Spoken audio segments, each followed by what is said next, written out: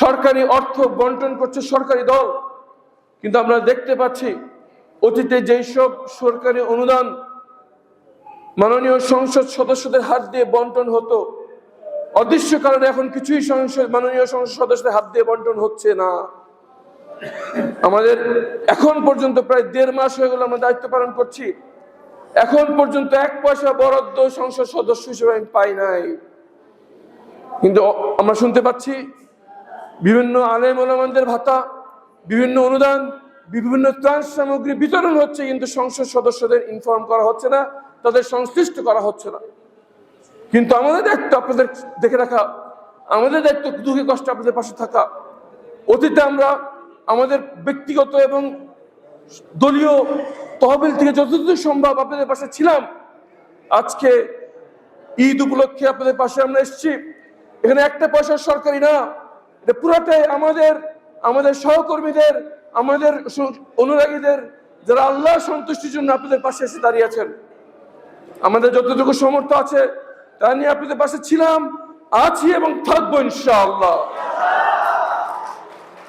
এবং সরকারি বরাদ্দ যখন আসবে তা একদম ইনসাফের সাথে প্রত্যেকটি পয়সার হিসাব দিয়ে আমরা বিতরণ করবো ইনশাআল্লাহ। আমরা জানি একদিন আল্লাহর সামনে দাঁড়াতে হবে, আল্লাহর সামনে হিসাব দিতে হবে। সুতরাং আল্লাহর রসুলের নির্দেশ, হিসাবের কঠিন হিসাবের দিনের আগে নিজেরাই হিসাব তৈরি করো, যাতে সেই দিন তোমরা হিসাব দিতে পারো। সেই প্রস্তুতি হিসেবে প্রত্যেক 6 মাস পর পর আমরা জনগণের কাছে হিসাব দেব যে কয় টাকা সরকারি বরাদ্দ পেলাম এবং সেই বরাদ্দ কোথায় বন্টন করলাম। ইনশাআল্লাহ প্রত্যেক 6 মাস পর পর আপনাদের আমরা হিসাব বুঝাই দেবো ইনশাআল্লাহ। কিন্তু আলহামদুলিল্লাহ ভুলবেন না ভাইয়েরা আমার, আপনারা ভাইয়েরা বোনেরা যারা কষ্ট করে বস্তিতে বসবাস করেন, মনে রাখবেন রেজেকের মালিক আল্লাহ। যার রেজেক যেখানে লেখা আছে তার কাছে সেটা পৌঁছে যাবে ইনশাআল্লাহ। দোয়া করবেন আল্লাহ যেন আমাদেরকে হেদায়েত দান করেন। যারা সরকার চালায় আল্লাহ যেন তাদের হেদায়েত দান করেন, তারা যেন দলীয় স্বার্থ এবং লোকজন নিজেদের দলীয় কর্মীদের স্বার্থ না দেখে আল্লাহর সামনে দাঁড়িয়ে যে হিসাব দিতে হবে সেই দিনকে ভয় করে ইনসাফের সাথে বন্টন করে। এই দোয়া করবেন তাদের জন্য, আমাদের জন্য ইনশাআল্লাহ। ভাইরা আমার, ইনশাআল্লাহ আমাদের সর্বাত্মক সহযোগিতা নিয়ে আপনাদের পাশে আছি। আপনারা যখন সমস্যা আমাদের ভাইদের জানাবেন এবং অন্তর থেকে দোয়া করবেন। আজকে কদরের রাত, আজকে 25-এর রাত, আজকে আল্লাহ রিজিক নির্ধারণ করে কদরের রাতে।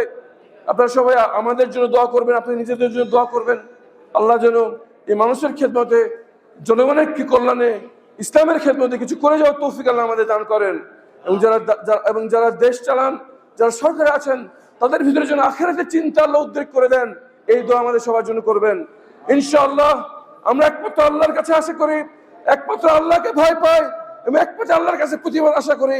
আল্লাহ উত্তম রিজিক দাতা, আল্লাহ সকল সম্মানের উৎস, আল্লাহ সকল ক্ষমতার উৎস। রব্বানা আলাইকা তাওয়াক্কালনা ওয়া ইলাইকা আনাবনা।